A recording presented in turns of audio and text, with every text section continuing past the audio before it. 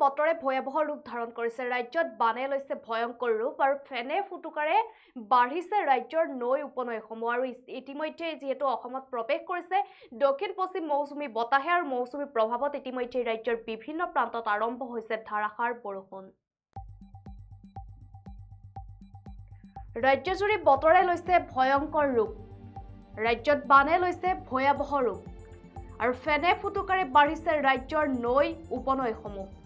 আৰু দক্ষিণ পশ্চিম মৌচুমী বতাহৰ প্ৰভাৱত পৰিছে অসম ইতিমধ্যে দক্ষিণ পশ্চিম মৌচুমী বতাহ প্ৰৱেশ কৰিছে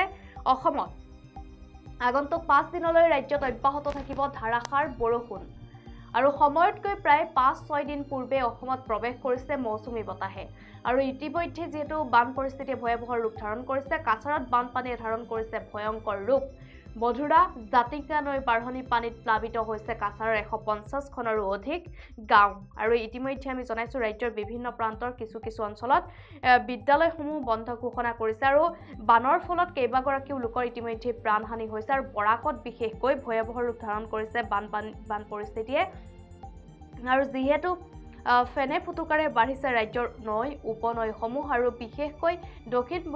পশ্চিম মৌচুমী বতাহৰ প্ৰভাৱত পৰিছে অসম যেহেতু কালিৰ দিনটোত দক্ষিণ পশ্চিম মৌচুমী বতাহে প্ৰৱেশ কৰিছে অসমত আৰু কালিৰ দিনটোৰ পৰাই ৰাজ্যৰ বিভিন্ন প্ৰান্তত ধাৰাসাৰ বৰষুণ আৰম্ভ হৈছে আজিৰ দিনটোতো ধাৰাসাৰ বৰষুণ আৰম্ভ হৈছে ৰাজ্যৰ বিভিন্ন প্ৰান্তত আৰু ইফালে বৰষুণৰ সমান্তৰালভাৱে বান পৰিস্থিতিও ভয়াবহ ৰূপ ধাৰণ কৰিছে বৰষুণৰ সমান্তৰালভাৱে ফেনে ফুটুকাৰে ৰাজ্যৰ নৈ উপনৈসমূহ বাঢ়িছে যাৰ ফলত বান পৰিস্থিতিৰ সৃষ্টি হৈছে বিশেষকৈ বৰাকত বানে ভয়াবহ ৰূপ ধাৰণ কৰিছে আৰু আমি জনাই গৈছো যেহেতু ৰাজ্যজুৰি বতৰৰ সংঘাৰী ৰূপ দেখিবলৈ পোৱা গৈছিল যেহেতু ঘূৰ্ণী বতাহ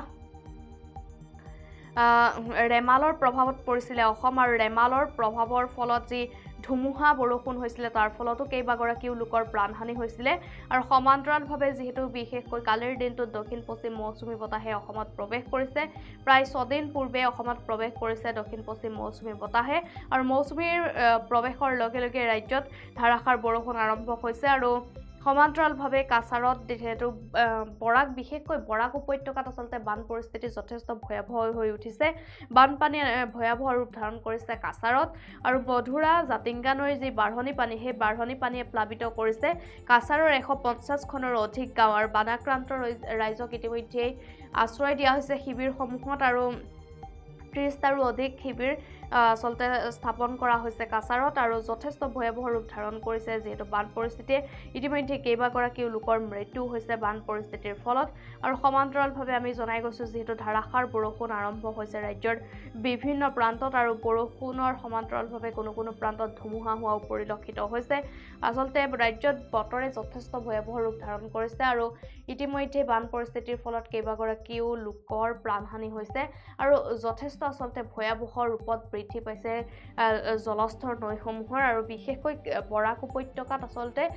সংঘাৰী ৰূপ ধাৰণ কৰিছে বানে আৰু হাইলাকান্দিত কালিৰ দিনটোত এগৰাকী মহিলাৰো মৃত্যু হৈছিল সমান্তৰালভাৱে কাছাৰত মধুৰা আৰু জাতিংগা নৈৰ যি জলস্তৰ সেয়া যথেষ্ট বৃদ্ধি পাইছে যাৰ পৰিপ্ৰেক্ষিতত আচলতে বান পৰিস্থিতিৰ বানৰ কবলত পৰিছে 150 খনৰো অধিক গাঁও কাছাৰৰ আৰু 30টাৰো অধিক আচলতে আশ্ৰয় শিবিৰ স্থাপন কৰা হৈছে লোকসকলে তাত আশ্ৰয় গ্ৰহণ কৰি আছে বৰ্তমান সময়ছোৱাত